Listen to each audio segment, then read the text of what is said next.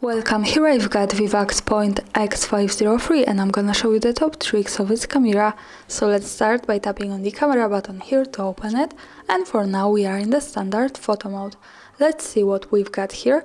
Let me start by sliding to the left. Here we get access to other modes of this camera. As you can see, we have the auto mode, then manual, so kind of pro, burst shot, panoramic, filter, QR code and night shot.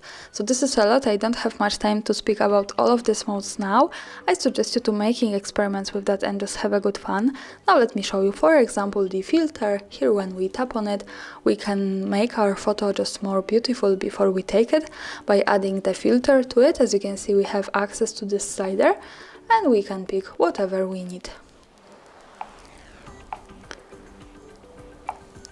We can adjust also the black and white picture and different kind of lights and colors. Now let's slide again to the left. Let's go back to the auto. And let me show you one extra thing here. When we tap on this icon with the video icon, we can easily go to the video mode. And here when we slide to the left, we can get access to advanced video recording modes. So we have also the time-lapse, slow motion and night shot. So this is kind of hidden settings here. And of course, we can easily tap again to the right corner here at the bottom to go back to the standard photo mode. Now let me show you how to use zoom. We can do it by using two fingers like that and get closer to the subject. Maybe let me show you this view and also go back. So this is how it works here, and when we tap at the center or anywhere at our screen, we can adjust the focusing and pick the focusing area at our picture. Now let's have a look at this settings bar. Let me start from the left corner. The first one button here allows us to control the flash. Now I've changed it to the auto, so the camera should recognize when it's needed, when it's too dark. Another tap here and we can turn on flash every time we take a picture, and when we tap here once again we can go and turn it off again. So let's stay on this now and let's move to this button, the second from the left. Here we have the HDR option. Now it's turned on every time we take a picture. Another tap and we can go to auto HDR, so also the camera should recognize it when it's needed, when it's possible to have this, and another tap to turn it off. I suggest you to keep this on the auto because the HDR helps to improve the details in the brightest and darkest areas of our pictures, and it really helps to making our photos just more beautiful, lightful. So this is a really cool option here. Now let's move to this button. When we tap here, we can adjust some aperture, and this is connected with the blurring background. Let me show you maybe here on this view.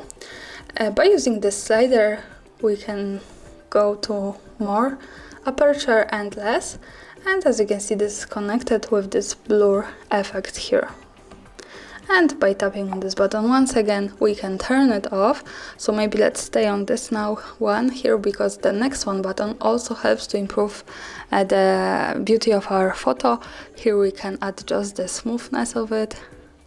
As you can see, the brighten, enlarge, and also slim.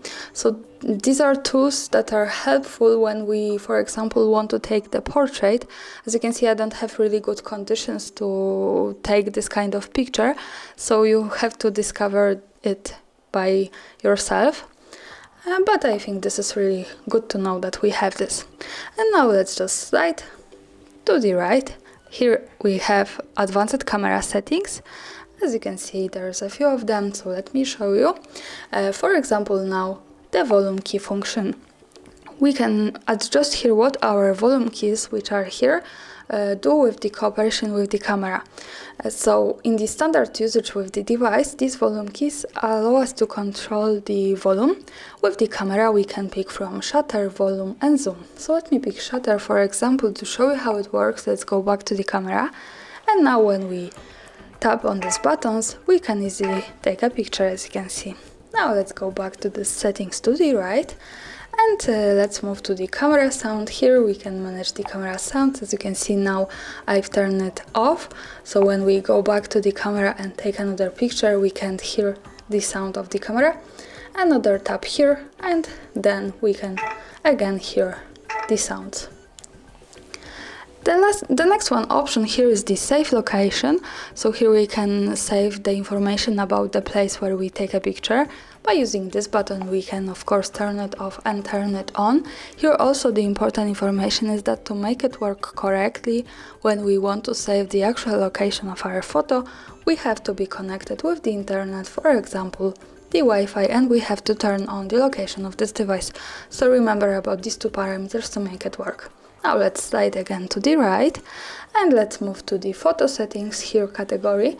At the first position here we have the picture size, so we can manage aspect ratio connected with the megapixels. We have two ratios, 4:3 and 16:9. I of course suggest you to keep this on the best possible quality, so 13 megapixels to 4:3 or 8 and 3 megapixels to 16:9. So let's pick it now to see the difference. Now when we go back to the camera preview, we can see the background has changed to the longer one. Once again, let's slide to the right, pick the picture size. Let's go back to 4:3 to remind you the shorter one is this one, and this is how it works here. Also here we can adjust the picture quality in some more advanced way. Here we can pick from super fine, fine or normal. And of course I suggest you to keep this on the best possible super fine. Now let's move to the countdown duration. When we tap here, we can adjust some camera timer, so we can delay of taking picture. We can pick from 3 or 10 seconds of delay. Let me pick 3 now. And let's go back to the camera. Now when we take a picture, we have the countdown. And the photo was taken with 3 seconds of delay. So let's go here. Let's turn this off now. And let's move to the composition line option. Here we get access to some help lines, grid lines. So let me pick the grid now. When we go back to the camera, we can see now these lines. This is useful, for example, when we want to use the rule of thirds in photography. When we slide to the right once again and pick the composition line, we can also go to golden section lines. In the camera preview, we can see that this is the spiral. This is also helpful when we want to make experiments with composition of our picture.